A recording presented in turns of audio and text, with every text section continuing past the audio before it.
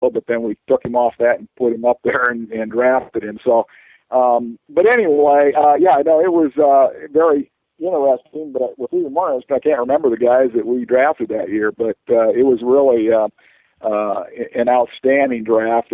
Almost all of them made the Pro Bowl or what have you, and it kind of got the Eagles rolling toward. I mean, I can remember when we drafted Bobby Taylor, out of Notre Dame. He was one of my guys in my area that we really liked and stuff. But that was actually after Bobby was there. So, but anyway, sorry that people got to check that '98 draft out and see who he drafted. I might have to do that too because it was really interesting. But it's great. It's a great story of how football guys can come together and actually sort of prove the people at the top wrong and do it without them. I thought that's what was great, and certainly if it's happened since, I'd love to hear that story.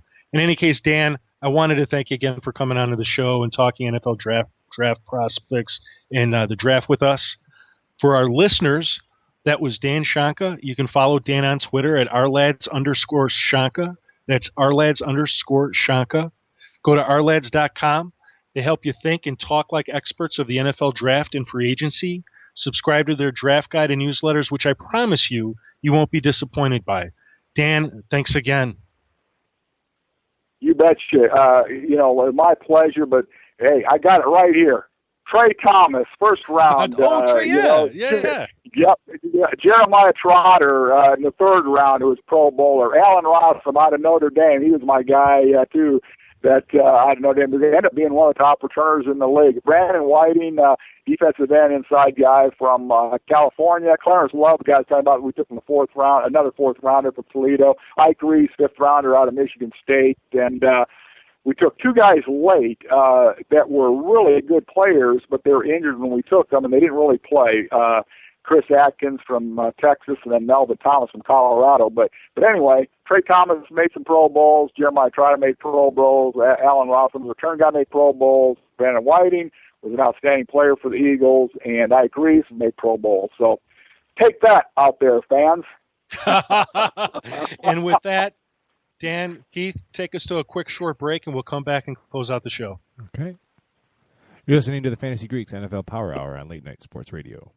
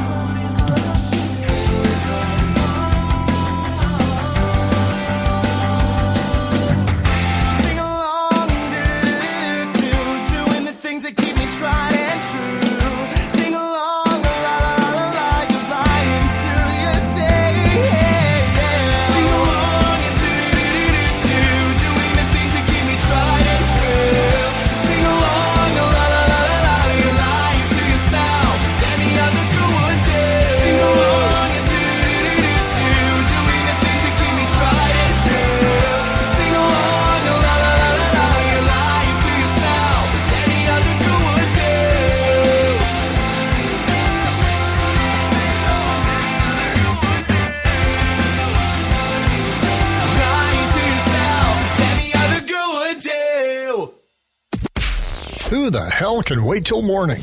Talk now at latenightsportsradio.com. Welcome back, everybody, to FantasyGreek.com's NFL Football Power Hour. I'm your host, Jim Saranteas, and we've got Keith Grieve over here from 87 Sports Fans. Wow, We had a tremendous hour of NFL draft talk and NFL draft prospect talk with Dan Shonka of ourlads.com. Go check out their site. They have one of the premier draft guides and newsletters in the industry. Definitely gets my recommendation as a great source of information, and you should subscribe to it if you can. Keith, what'd you think about it? I thought it was a lot of information to take in. It was great. It was a fantastic interview. I had one question that I couldn't find a chance to wiggle in there, and then it was over and gone because you guys were like moving at like light speed, and rightfully so. That's not a criticism, but then the moment was gone. My question was irrelevant. But what is the difference if you're an NFL team between Todd Gurley and Marcus Lattimore? Oh, that would have been a great question. I wish you could have asked that of him. Yeah, I mean, I know Lattimore had double, or whether it was two. It was both knees, or was it the same knee twice? I think it was both knees. I think it was both knees once. So yes, I understand. At least both knees once, and then maybe one knee twice. Yeah, so I understand the rehab might be a little extensive from having it go through it twice, but yeah. Well, now's a great time to be talking about the draft, if only because it's 78 days away. Yeah. From today. Do you believe that? No, I really don't. Yeah. But even that sounds like it's so far off in the future, but it's really not. It's half a football season, for Christ's sake, It really is.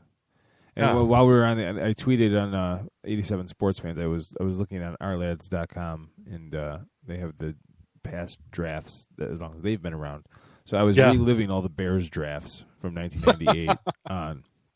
And oh my God, you want to know why teams I cover the Bears for the FantasyGreek.com. I'm a Bears fan, so they're close to my heart. So I tend to defer all my arguments to them.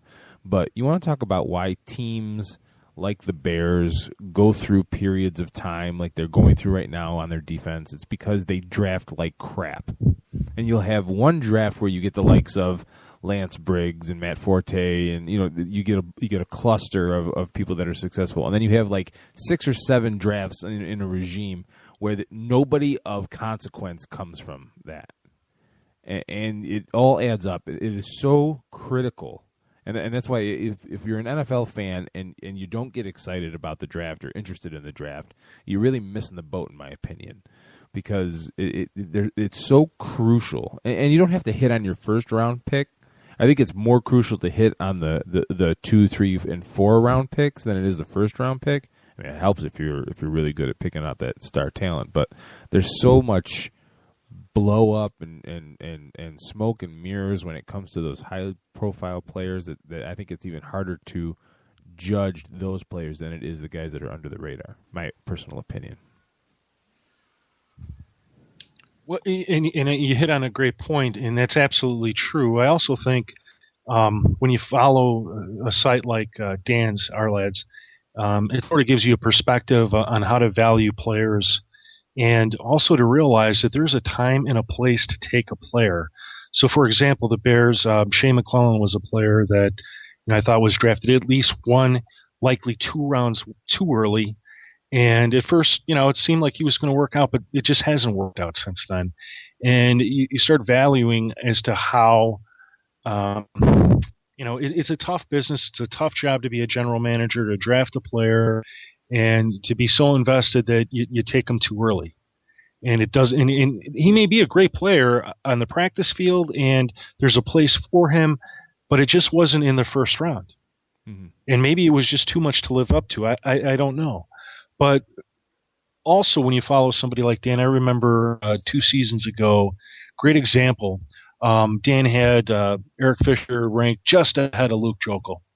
And the big question was, who was Kansas City taking with their first overall pick? And I decided I'm going to stick with the player who, in my mind, was the better left tackle, and that was Eric Fisher. And so when I was asked the question, who are they going to draft, and the other person asked the question at the same time as I was an NFL insider, my response was, well, regardless of what the media is saying, I think Kansas City takes Eric Fisher. I think Kansas City recognizes he's the better left tackle despite what the media is saying. And obviously the NFL insider says, my sources are saying it's going to be Luke Jokel. It'll be Luke Jokel. There's no way it'll be Eric Fisher. And when it turned out being Eric Fisher, I got to tell you, made me feel pretty good. Yeah. Pretty darn good. Those moments when you're the smartest man in the room, Yeah, I don't want to speak for you. For me, it happens few and far between. So, I take them when I can. That's why I'm talking about it. Right. So how are we doing on time, Keith? Funny that you asked. Is that it? That's it. Send us home. Send us home, Jim. All right. For Keith Grieve, sportsfans.com. This is Jim Saranteas of thefantasygreek.com. You've been listening to the FantasyGreek.com's NFL Football Power Hour. Catch us every Wednesday night from 10 p.m. Eastern to 11 p.m. Eastern. Listen to Late Night Sports Radio every night at 10 p.m. Eastern for your daily injection sports talk radio Monday through Friday. I'll be back on Late Night Sports Radio on Monday with Keith. To all our listeners, no matter what they say, you're the best. Good night, good night, good night. Turn out the lights, the party's over.